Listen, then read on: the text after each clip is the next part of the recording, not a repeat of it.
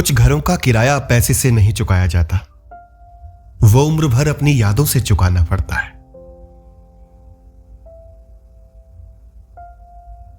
कमरे में 3 चीजें हमेशा अपनी जगह पर रहती थी। वो पुरानी लकड़ी की मेज, खाली कुर्सी और खिड़की के पास रखा वो गमला जिसमें इतने सालों से कोई फूल नहीं खिला था। लोग कहते थे पौधे मर जाते हैं तो उन्हें निकाल देना चाहिए, लेकिन नील को सूखी चीजों से भी प्रेम हो जाता था। शायद इसलिए क्योंकि वो खुद भी पिछले कई सालों से एक सूखे पौधे की तरह जी रहा था, जिंदा लेकिन बिना किसी मौसम के। शहर में आए हुए उसे 12 साल हो चुके थे। इन 12 सालों में उसने 7 घर बदले थे।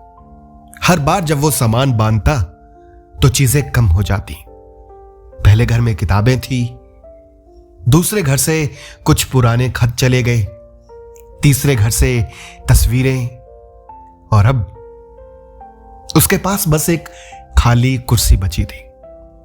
मकान मालिक अक्सर पूछता, नील जी, आप इस कुर्सी को बदल क्यों नहीं देते? बहुत पुरानी हो गई है। वो मुस्कुराकर कहता, कुछ चीजें फर्नीचर नहीं होती शर्मा जी। तो क्या होती है? गवाह।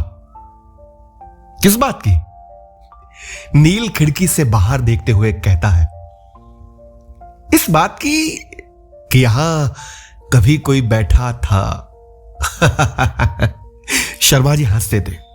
उन्हें लगता कि नील अजीब आदमी है, पर उन्हें क्या पता था कि कुछ लोग अजीब नहीं होते, बस उनके अंदर बहुत सारी आवाजें रहती हैं। हर शाम ठीक 7 बजे नील 2 कप चाय बनाता, एक अपने लिए और एक उस खाली कुर्सी के लिए।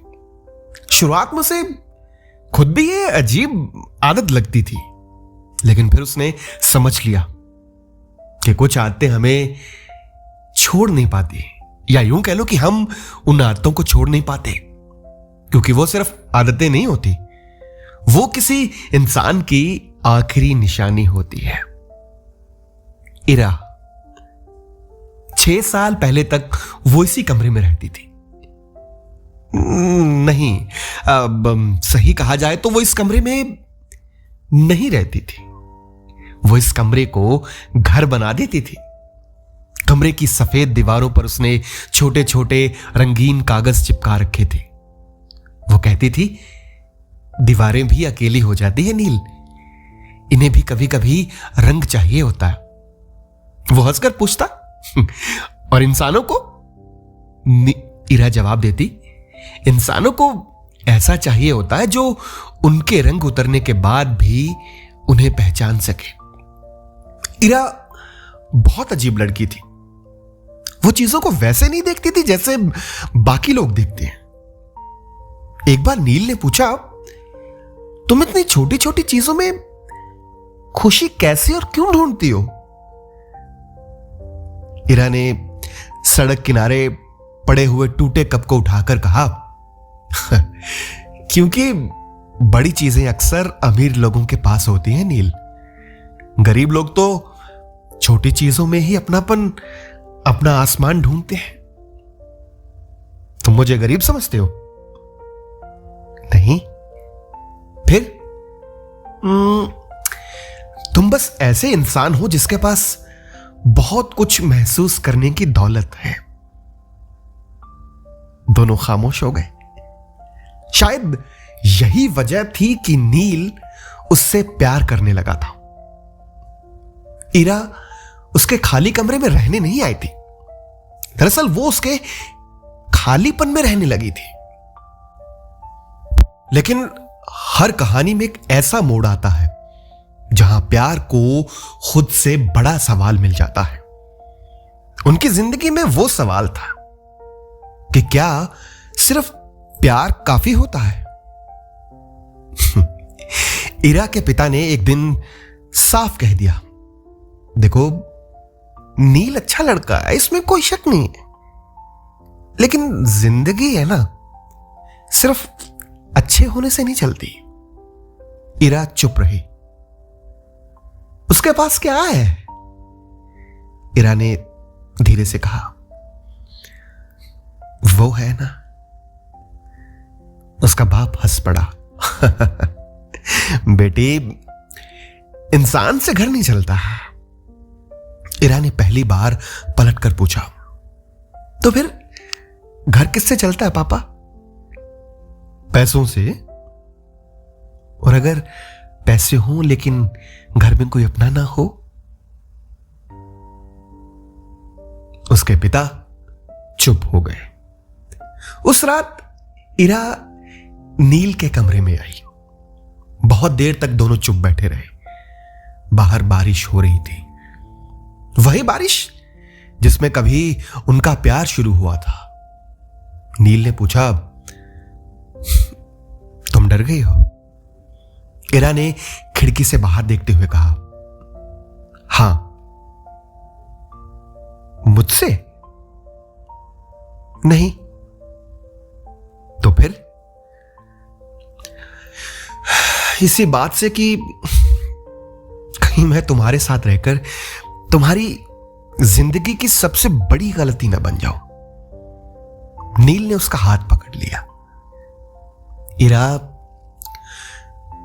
तुम गलती नहीं हो, वो धीरे से बोली। लेकिन नील, कभी कभी सही लोग भी गलत समय पर मिल जाते हैं। दोनों में कुछ बात नहीं हुई। फिर उस रात इरा चली गई। हमेशा के लिए नहीं, बस उस समय के लिए जो बाद में हमेशा बन गया। 6 साल बाद उसके दरवाजे पर अचानक दस्तक हुई। नील ने सोचा शायद शर्मा जी होंगे, लेकिन दरवाजा खोलते ही उसके सामने जो खड़ा था, उसको देखकर वो हैरान हो गया। इरा, वही आंखें, बस उनमें भी इंतजार नहीं था। नील कुछ बोल नहीं पाया। इरा ने धीरे से कमरे में कदम रखा। उसकी नजर सबसे पहले उस खाली कुर्सी पर गई। वो धीमे से मुस्कुराई।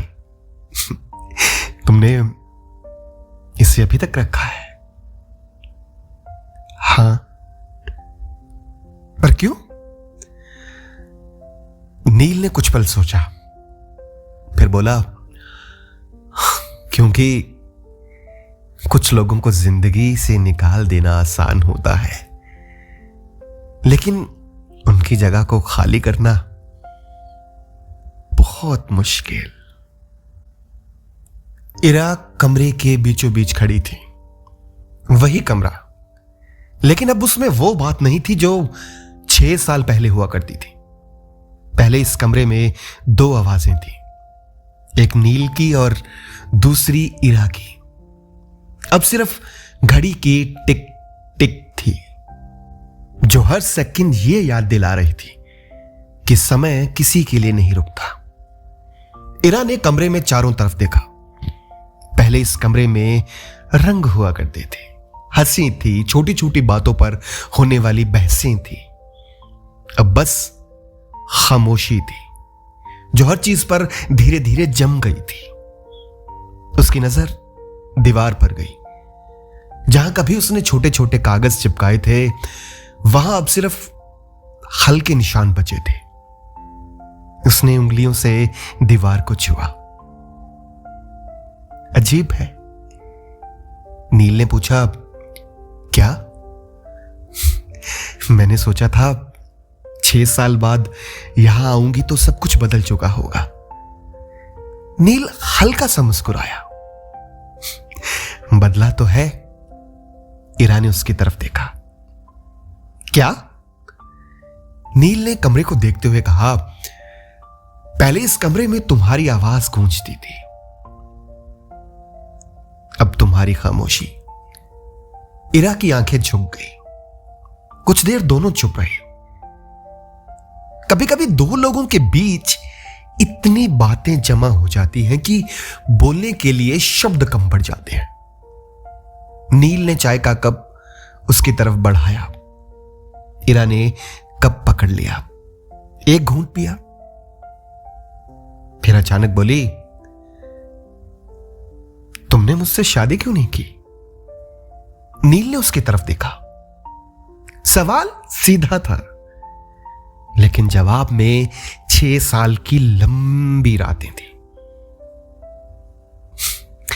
क्योंकि जिस इंसान के जाने के बाद मैं खुद को नहीं संभाल पाया, उसके बाद किसी और का हाथ पकड़ना मुझे ईमानदार नहीं लगा। इरा ने धीमे स्वर में पूछा, और अगर मैं कभी वापस नहीं आती? नील खिड़की की तरफ देखने लगा। तो शायद मैं जिंदगी भर यही सोचता रहता कि कुछ दरवाजे बंद नहीं होते, बस हम उनके सामने खड़े होना छोड़ देते हैं। इरा की आंखें नम हो गई। तुम्हें पता है नील, मैं तुम्हें छोड़कर खुश नहीं थी। नील ने शांत स्वर में कहा। मुझे पता है। इरा चौंकी। तुम्हें पता था? हां, फिर कभी पूछा क्यों नहीं? नील हल्का सा हंसा। क्योंकि कुछ सवालों के जवाब अगर सामने वाला खुद ना देना, तो पूछना भी एक तरह की बेइज्जती होती है। इरा खिड़की के पास चली गई। बाहर वही सड़क थी, वही पीली रोशनी वाले खंबे, वही भागता हुआ शहर। नील, तुम्हें याद है, तुमने एक बार कहा था कि तुम्हें अपना घर चाहिए? हां। तुम्हें मिला? नहीं। इरा ने हैरानी से पूछा। इतने सालों में भी नहीं? नील ने कमरे को देखा और बोला, नहीं। फिर थोड़ी देर रुककर बोला, क्योंकि मुझे समझ आ गया कि मैं घर नहीं ढूंढ रहा था। तो फिर? मैं तो वो जगह ढूंढ रहा था जहां खुद को साबित ना करना पड़े। इरा कुछ नहीं बोल पाई, क्योंकि वो जानती थी कि नील की सबसे बड़ी तकलीफ गरीबी नहीं थी।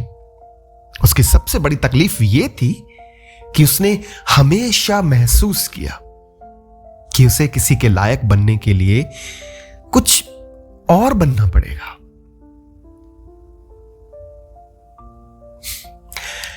मैं क्यों गई थी, यह जानना चाहते हो? कुछ देर की चुप्पी के बाद वो बोला, हां, पहले चाहता था, और अब डर लगता है। किस बात का? कि कहीं तुम्हारा सच मेरी बची हुई उम्मीदों को भी ना मार दे। इरा कुर्सी पर बैठ गई, वही खाली कुर्सी जैसे नील ने 6 साल तक संभाल कर रखा था। वो धीरे से बोली, मैं उस दिन इसलिए गई कि मुझे लगा कि मैं तुम्हारी जिंदगी रोक रही हूं। नील ने उसकी तरफ देखा। तुम मेरी जिंदगी थी इरा, रोक नहीं। नहीं नील, उसकी आवाज भर आ गई। मैं तुम्हारे सपनों के बीच खड़ी थी। कौन से सपने? वो घर वाला सपना। नील मुस्कुराया। तुम्हें सच में लगता था कि मेरा सपना तुमसे बड़ा था? इरा चुप रही। मेरे पापा ने कहा था कि तुम मुझे जिंदगी भर संघर्ष दोगे, और तुमने मान लिया। इरा की आंखों से आंसू गिरने लगे। नहीं तो फिर? डर को सच मान लिया। कमरे में खामोशी फैल गई। बाहर बारिश हो चुकी थी। नील ने पहली बार महसूस किया कि 6 साल पहले वाली बारिश और आज की बारिश में फर्क नहीं था। फर्क सिर्फ इतना था कि तब दोनों भीग रहे थे और आज दोनों अपने अपने अंदर भीगे हुए थे। इरा ने एक और प्रश्न दाग दिया, अगर मैं उस दिन ना जाती तो शायद हम लड़ते और शायद तुम मुझसे नाराज होती और शायद मैं तुम्हें मनाता और नील मुस्कुराया और शायद हम दोनों बूढ़े हो जाते। इरा रोते हुए हंस पड़ी। बस हाँ, इतनी सी जिंदगी थी। नील ने उसकी तरफ देखा। हाँ इरा, क्योंकि जिंदगी हमेशा बड़ी चीजों से नहीं बनती, कभी कभी एक इंसान के रोज पूछ लेने से बन जाती है। आज थक गए हो क्या? इरा ने सर झुका लिया। धीरे से बोली, मैंने तुम्हें बहुत याद किया नील। नील ने कहा, मैंने तुम्हें याद नहीं किया। इरा ने हैरानी से देखा। फिर नील की आवाज धीमी हो गई। मैंने तुम्हारे साथ जीना जारी रखा। 6 सालों की दूरी उस कमरे में बैठी थी। 2 लोग सामने थे, लेकिन उनके बीच वो सारे दिन बैठे थे जो कभी वापस नहीं आ सकते थे। कुछ देर बाद इरा उठी। जाते जाते दरवाजे पर रुककर पूछा, नील? हां, अगर मैं कहूं कि मैं वापिस आना चाहती हूं। नील बहुत देर उसे देखता रहा, फिर बोला, तो मैं पूछूंगा, क्या तुम मेरे पास वापिस आना चाहती हो या उस समय के पास जो हमसे छूट गया? इरा के पास कोई जवाब नहीं था। वो चली गई। नील दरवाजे पर खड़ा उसे जाता हुआ देखता रहा। पहले भी वो गई थी, लेकिन तब उसके पास उम्मीद थी कि वो लौट आएगी। आज उसके पास सिर्फ सच था। रात को उसने फिर 2 कप चाय बनाई, एक अपनी मेज पर रखी और दूसरी खाली कुर्सी पर। फिर अचानक वो रुका, कुछ सोचा और दूसरा कप उठाकर उसने सिंक में डाल दिया। 6 साल में पहली बार उसने ऐसा किया। सुबह मकान मालिक शर्मा जी आए। उन्होंने देखा कि नील सामान बांध रहा है। उन्होंने पूछा, कहीं जा रहे हो? नील मुस्कुराया। हां। कहां? नील ने कमरे को आखिरी बार देखा। शायद इस बार किसी किराए के कमरे में नहीं। और वो शाम को वहां से चला गया। कुछ महीनों बाद उसी शहर में एक छोटा सा घर था। बहुत बड़ा नहीं, ना कोई महंगी सजावट, बस एक छोटी सी बालकनी और 2 कुर्सियां। एक दिन इरा वहां आई। दरवाजे पर नाम की प्लेट लगी हुई थी, नील और इरा। वो मुस्कुराई। तो आखिर तुम्हारा घर बन गया? नील ने कहा। नहीं। इरा ने उसकी तरफ देखा तो फिर उसने चाबी उसकी हथेली पर रख दी। घर तो उसी दिन बन गया था जिस दिन तुमने पहली बार इस कमरे में कदम रखा था। ये तो बस उसकी दीवारें हैं। इरा कुछ बोल नहीं पाई, बस उसने धीरे से नील को गले लगा लिया। कुछ सपने सच होने के लिए घर नहीं मांगते, बस एक ऐसा इंसान मांगते हैं जिसके साथ टूटे हुए कमरे में भी रहने का मन करे।